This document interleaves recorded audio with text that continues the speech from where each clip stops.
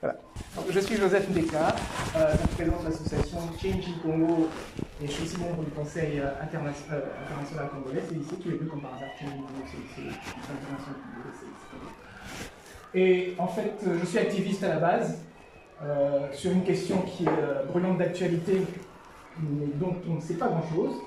Pourquoi? Parce qu'on a mis d'autres urgences au-dessus de cette urgence. Alors on va essayer de découvrir ensemble pourquoi cette question est moins traitée que d'autres. D'abord, je vais poser rapidement une question générale, hein, qui ne doit pas prendre plus d'une minute. Si quelqu'un peut me dire ce qui se passe en Ukraine. En Ukraine? Ouais. La guerre avec la Russie? Ouais. Les bombardements pour pour un territoire. Un territoire. Voilà. Okay. Qu'est-ce qui se passe en Palestine? Enfin, la même chose. Écoute. Qu'est-ce qui se passe en Palestine? La même chose. La même chose. Et par rapport à quoi c'est la même chose? Territoire et l'histoire. Ouais. Et qu'est-ce qui se passe au Congo? Et aussi, par rapport à quoi? Voilà. On ne sait pas grand-chose. On sait qu'il y a partout, dans les trois cas, il y a des morts. Où est-ce qu'il y a le plus de morts, selon toi? Congo. Congo. Congo. Les beaucoup en Ukraine en tout cas. Beaucoup moins en Ukraine. Donc Palestine et Congo, c'est là où il y a le plus de morts. Probablement parce que les deux sont sur la durée Et de que l'eau. c'était plus grand pays que. Palestine et Gaza, c'est pas très peu. Fais comme si j'étais pas là, d'accord? Je suis pas là, je ne juge de rien. Mais Congo, non, Congo, c'est plus grand que l'Ukraine. Le Congo est plus grand que l'Ukraine, oui, c'est vrai. Le Congo, c'est 80 fois la Belgique. C'est un demi-continent, c'est quasiment l'Europe. Il ne faut pas se fier aux cartes qui sont publiées en ce moment parce qu'elles ont un petit peu ratissé l'Afrique. Donc l'Afrique, c'est beaucoup plus grand que ce que tu as dans l'Afrique. Et le Congo a une histoire dramatique, à deux titres, à double titre. Un, en 1884, il y a ce qu'on appelle la conférence de Berlin, où on va morceler l'Afrique. On va remettre une partie de l'Afrique à un souverain qui s'appelle Léopold II. Toutes les autres parties sont remises à des États. Le Congo est la seule partie qui est remise à un individu. Déjà, c'est particulier. Et de cette partie-là, bien, comme c'est un individu, on va essayer de faire une espèce de no man's land. Ça dit quelque chose à quelqu'un, le mot là? Il n'y a pas vraiment de frontières dans le sens économique ici. C'est-à-dire, c'est un espace de libre-échange. Avant l'Union européenne, il y avait des choses. Alors, l'idée ne date pas de dire. Donc, au Congo, les grandes puissances qui ont permis à Léopold II d'avoir cet espace lui ont dit, écoute, ok, on te laisse cet espace, mais nous tous on fait ce qu'on veut. Hein. Oh oui, bien sûr. Et dans la pratique, Léopold II n'est pas quelconque, bien verrouillé tout ça. C'était juste dans les textes qu'on peut faire ça.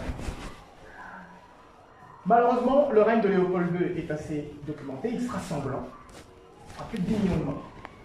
Et tous les malheurs du Congo vont toujours suivre ce schéma.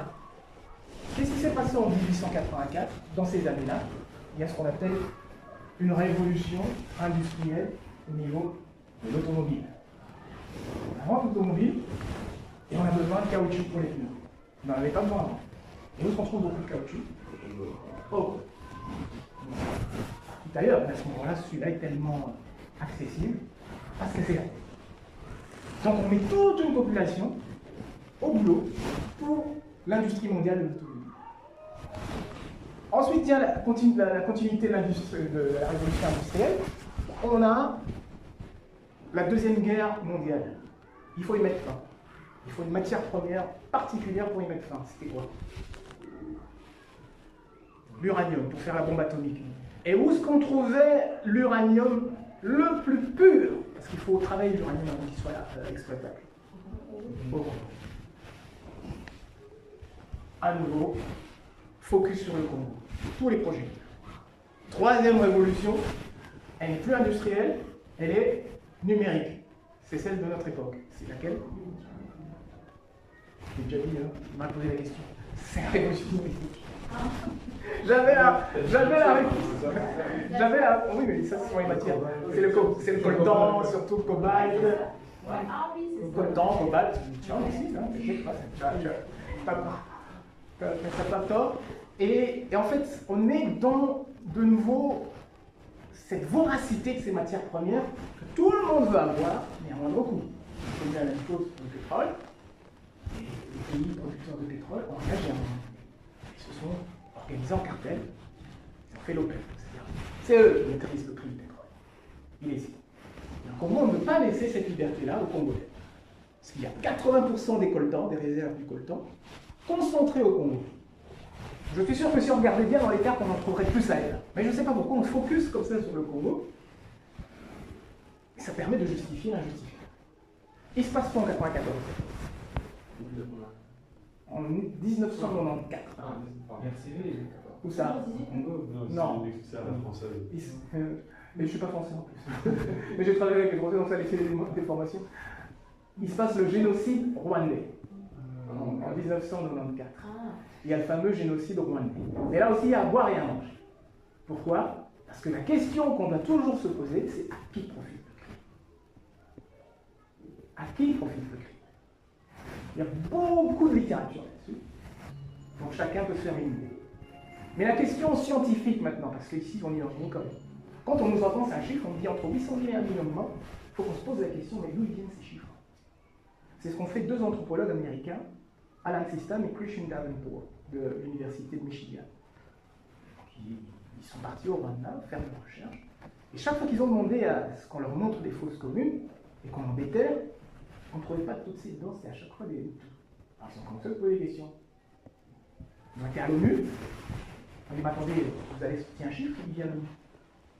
Le responsable de l'ONU a dit, j'ai dit un chiffre comme ça. Donc voilà le chiffre que l'on nous chante du matin au soir. Hein. Mais si tu ne fais pas de recherche, tu ne sais pas dire ce que je viens de te dire. Tu prends. Et nous, on a tellement d'informations, je suis sûr que tu as oublié ce que tu as scrollé ce matin. Bon, tu n'as plus le temps de creuser et de te poser les questions, mais d'où ça vient ce qu'on te donne là? C'est pas pour dire qu'il n'y a pas eu de mort, c'est pas pour dire que ça a été effroyable, il y a eu beaucoup de morts. C'est effroyable. Les chiffres qu'on nous a donnés ne sont pas corrects. Et les personnes qui sont mortes, ben, c'est peut-être pas que une seule ethnie. Parce qu'aujourd'hui on parle de génocide tous. Ben non, c'est surtout des peuples. Rien que le chiffre 800 000, là, n'est pas logique. Ce qu'on avait recensé par une association Tutsi, avant le génocide, combien il y avait de Tutsis dans tout le Rwanda? Ils en avaient recensé 600 000. Donc si vous dites 800 000, un chiffre qui sont inventés à l'ONU, si vous dites 800 000, ça veut dire que d'office, il y a 500 000 Hutus. Si vous dites 1 million, il y a d'office 700 000. Donc ça veut dire plutôt un génocide de Hutus. Bon, on ne va pas rentrer là-dedans. Mais voilà ce qui se passe au Congo. Au Congo, il y a en fait ce débat. Il y a ce petit délire avec le Rwanda qui essaye de sortir d'un marasme entre deux ethnies, Tutsi et Hutu. Voilà quel va être le malheur. Pendant la colonisation, donc de 1900, on va dire de 1910 à 1960, ce sont les Tutsis qui accompagnent la puissance coloniale. Les Hutus, qui étaient la communauté majoritaire, à qui appartiennent en fait les terres, parce qu'eux ont accueilli les Tutsis. Les terres bantoues au départ. Ils ont chassé les Tutsis, parce qu'ils ont dit que vous avez été des collabos. Un peu comme ce qui s'est passé à la Deuxième Guerre mondiale entre les Français, Pétain et autres. Et les Tutsis, ben, le Congo les a accueillis. Les Congolais sont hospitaliers. On les a accueillis. On les a éduqués. On les a nommés aux plus hautes fonctions dans notre pays. Ils ont été juste en dessous du président, c'était. À un moment donné, on a dit, ok, c'est là qu'on commence tout le problème. Quand on a goûté à une certaine richesse, à un certain confort, qu'on ignorait, eh ben on ne veut pas le perdre. On a chassé la communauté internationale, parce que l'ONU est venue, mais ça ne nous a pas permis de empêcher de perdre nos leaders. On a eu des dictateurs très sanglants, dans le Congo de n'a vraiment pas connu une sinécure, il y a des dictateurs très sanglants qui ont toujours mis le peuple et le pays en coupe réglée. C'est-à-dire que c'est toujours la pression du matin au soir dans ces pays-là. Que l'on dit être le plus riche du monde, ça c'est blablabla. Parce qu'un Congolais il naît et il meurt, il n'a jamais rien vu de cette richesse. Et c'est un petit peu ça le drame ici. Finalement, avec cette nouvelle révolution industrielle, mais qui est numérique cette fois-ci, on va chercher les matières premières qui nous permettent d'avoir le fameux coltan. Si tu prends ton smartphone, là, voilà. Est-ce qu'il est chaud, il est froid? Il est froid. Il est froid. Eh ben, qu'est-ce qui permet à ce que du bien qu'il soit chargé, il soit froid? Parce qu'il y a quand même de l'énergie, tu l'as chargé ce matin et hier soir. C'était ça le conflit industriel à résoudre. Comment faire en sorte que l'on puisse avoir cet outil qui est tellement intéressant et qui est prometteur économiquement, sans que les gens se brûlent tout le temps et qu'ils ne puissent pas le mettre dans sa poche, ils ne puissent pas le tenir plus de secondes, parce que quand l'électricité passe, ça chauffe. Il y a des matières premières qui permettent de jouer le rôle de l'électricité, c'est dont le coltan, qui permettent aussi de stocker un maximum d'informations, dont le coltan. Voilà quel est le véritable enjeu. Il est minéral. Cet enjeu minéral, le pétrole, les gens ont su s'organiser. Pour le coltan, on ne va pas laisser le temps aux gens qui puissent s'organiser. On va avoir cette matière première au moins de coût. Alors comment faire? Ici on a une multinationale qui ont des visées économiques. Donc la question, elle ne va jamais viser votre esprit. À qui profite le cri? C'est qui? Eh bien, elles vont s'acoquiner avec ce nouveau coltan. Écoutez, nous on a un souci, on aimerait avoir le coltan qui se trouve ici à l'est du Congo. On aimerait bien avoir ce coltan sans payer le prix fort. Ils ne disent pas ça comme ça. On vous arme et vous nous amenez ce coltan, on ferme les yeux. Voilà un petit peu ce qui se passe. La réalité, elle est là. Mais ces mêmes multinationales possèdent au moins 80% de la presse mainstream. Donc comment est-ce que tu vas informer les gens quand tu ne vas pas aller leur dire, écoutez, moi j'ai envoyé armes, argent pour aller foutre à l'est du Congo et finalement me tirer une balle dans le pied en disant que c'est moi. C'est un petit peu ça le schéma biscornu dans lequel on se retrouve dans ce cadre si particulier qui n'a donc rien à voir avec ce qui se passe en Ukraine et en Russie, qui n'a donc rien à voir avec ce qui se passe en Palestine et à Gaza, et en Israël. C'est trois schémas totalement différents, mais avec malheureusement un coût humain exorbitant. Et souvent, à chaque fois, on va dire en Russie, une stratégie, une volonté stratégique d'avoir un accès sur la mer Noire. Palestine, Gaza, Israël, on sait très bien que c'est également une question de territoire, avec une raison à la fois sur la population et aussi des raisons historiques qu'on avance. Mais au Congo, c'est purement et 100% économique. Donc c'est une guerre économique. Si on veut en faire en sorte que cette guerre, on puisse en tirer un maximum, il faut qu'on en dise le moins possible. Alors il vous appartient à vous, votre génération, de faire en sorte que l'information elle puisse circuler. Pourquoi? Maintenant qu'on est habitué à scroller, on ne s'arrête sur rien. On peut répandre des facts, des fake news, et on a derrière des fact-checkers qui ne sont pas toujours que des fact-checkers. Parmi ces fact-checkers, vous avez aussi des gens qui appartiennent à cette oligarchie-ci, qui va dire qu'une information vraie est fausse. Mais en même temps, sur Internet, tu vas boire et à manger. Donc, la presse le streaming, la presse mainstream, la presse mainstream, elle ne dit pas que des conneries. Mais elle ne dit pas que la vérité. Ça veut dire comment est-ce qu'on fait? Comment est-ce que je vais faire pour savoir que ce qui m'a été dit est vérifiable et c'est la bonne information. Je ne suis pas Alan System ou Christian Davenport, je ne suis pas un anthropologue, je ne peux pas aller vérifier chacune de ces informations. Qu'est-ce que tu ferais? Quelle question tu te poserais? Voilà. Il n'y a que cette question à retenir.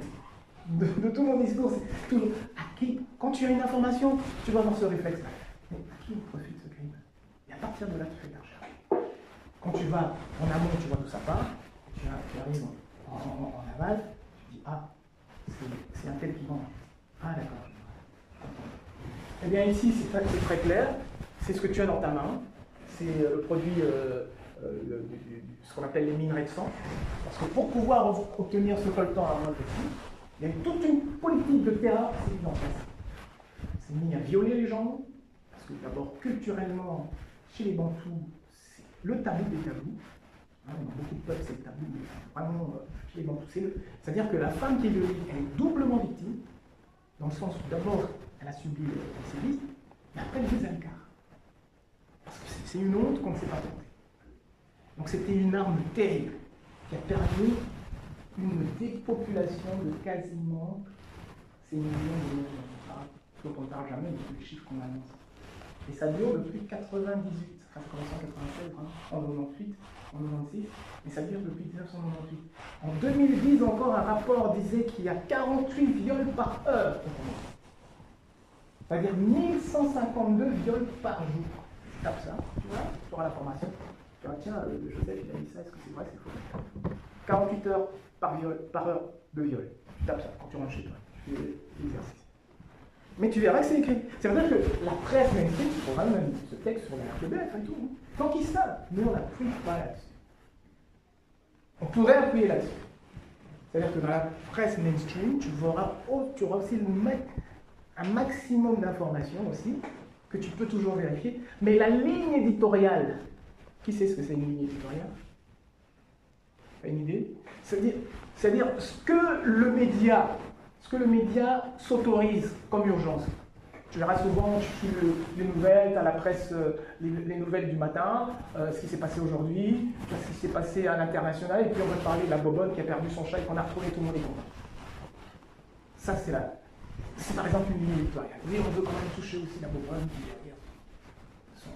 qui est dans son divan, et ça nous fait une audience. Donc chaque journal, chaque organe de presse a sa ligne éditoriale. C'est vis-à-vis de cette ligne éditoriale, et après il faut se poser la question, pourquoi cette ligne éditoriale est ainsi et pourquoi elle ne change pas? Jadis, la ligne éditoriale ne parlait pas des problèmes climatiques. Pourquoi? Parce que ça fait aussi partie de ces sujets, on n'a pas besoin envie d'en parler. Trop d'intérêt. Mais intérêt au prix de qui? Au prix de ta santé, au prix de la couche d'ozone et tout. Mais à un moment donné, quand les gens se mobilisent, il a fallu une Greta Thunberg. C'était pas la première, hein, mais c'est avec elle que la sauce a pris. Et qu'est-ce qu'elle a fait? Elle a fait sa petite croisade. Et aujourd'hui, c'est la question numéro 1. C'est légué, mais vraiment aux oubliettes. Hein. Ça veut dire qu'on a une action possible. Quand on se mobilise, on a une action possible, on peut bouger les lignes. Ça veut dire que le monde de demain, qui vous appartient, c'est vous qui allez décider à quoi il va ressembler. Vous n'aurez pas l'excuse de vous dire « j'aime pas ce monde ». C'est plutôt « qu'est-ce que j'ai fait pour que je puisse aimer ce monde ». Ah, t'as rien fait à scroller. T'as rien fait à scroller. Ah, tu t'es bougé, t'as été voir, t'as tapé une porte et tout, et t'as parlé aux gens. Ah, t'as une petite action, et peut-être que ça prendra. Peut-être que ça prendra pas. Mais t'as été un acteur. Donc t'as le choix entre être dans les gradins de Roland-Garros ou être sur le site. Toi de choisir. Greta Thunberg, elle a décidé, ben moi je serai. Moi le monde, il me plaît, ben je bouge pas. Les gars qui sont au niveau national, ben non, c'est pas, tout va bien. Quel est leur intérêt de faire en sorte que ça change? Je pense qu'à leur fois, ils ne pensent pas, même à leurs gosses demain, qui suffoqueront en essayant de respirer. Ça ne leur dit rien, donc ils ne voient pas plus loin. Mais toi, tu as une action, tu te dis, tiens, j'aimerais bien voir que les choses, ça bouge. Tu peux le faire. Si tu te dis, chaque fois que tu prends ton smartphone, qu'il y a du sang dessus, ce sang, c'est du viré. Ce centre, c'est des enfants qui se sont retrouvés seuls.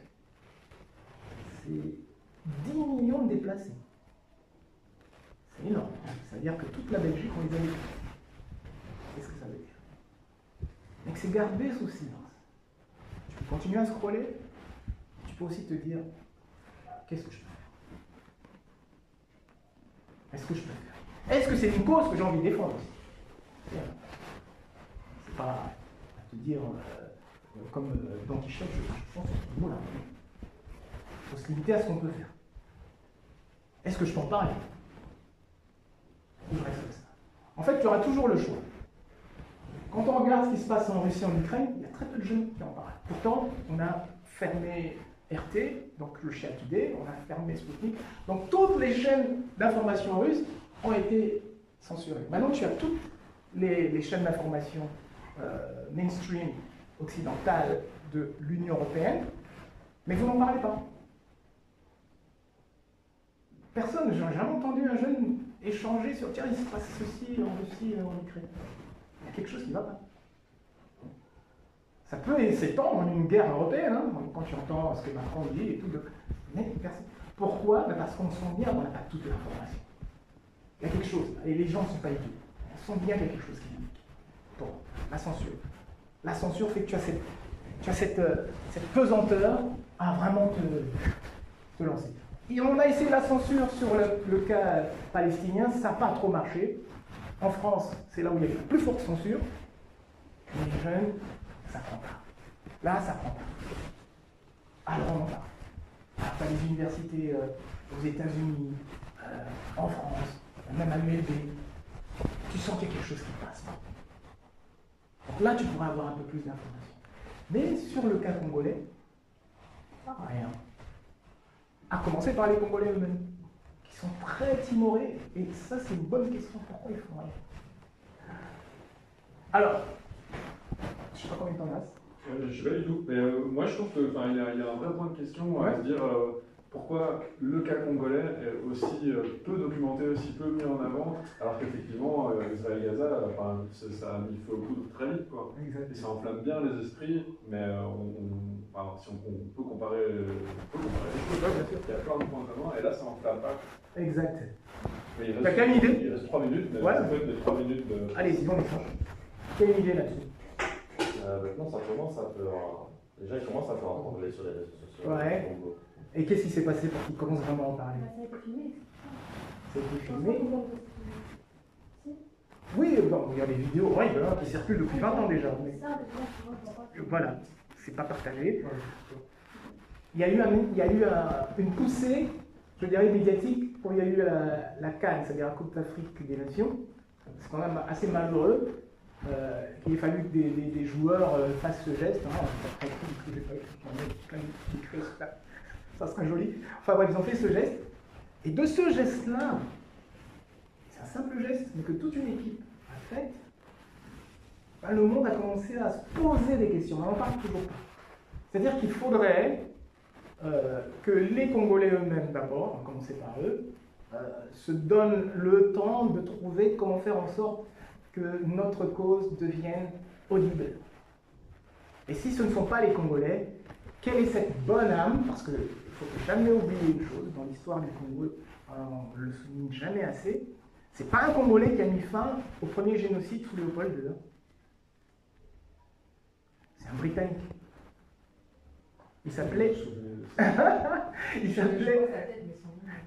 Edmund Denis Morel. C'est un petit employé comptable dans un port de Liverpool qui voit venir du Congo des bateaux remplis d'ivoire, de caoutchouc et tout ce que tu veux, une richesse. Et lui, donc, comptable, il doit consigner ce qu'il y avait dans le chargement. Et qui voit en retour ce qui repart vers le Congo.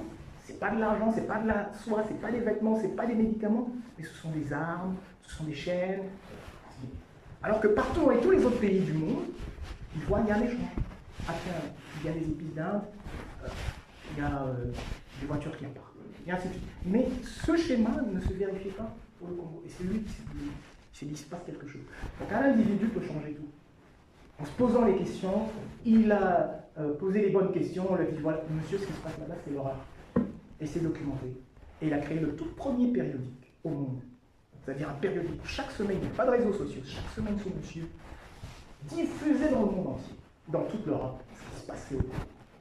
Il a commencé au début du XXe siècle, c'était 1900-1901 par là. Au début, comme les médias mainstream, à l'époque ça s'appelait la Libre Belgique, qui appartenait assez bien à la famille royale, ben, il y est. Ça appartenait au bout de 6 ans, 8 ans, c'est le seul monsieur avec son périodique qui a rallié la cause de l'opinion publique internationale à ce qu'il avait découvert. C'est-à-dire que si une personne décide, je ne sais pas qui c'est, hein, je ne sais pas sur qui ça tombe,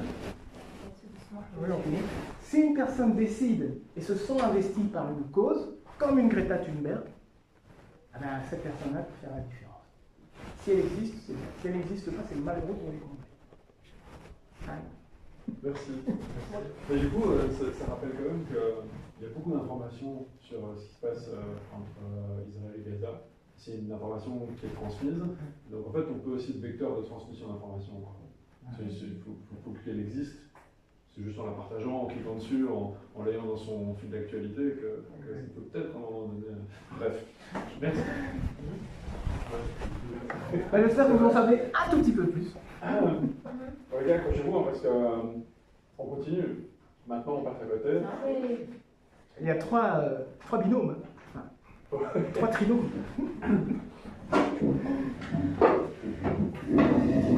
Merci. Merci. Ouais.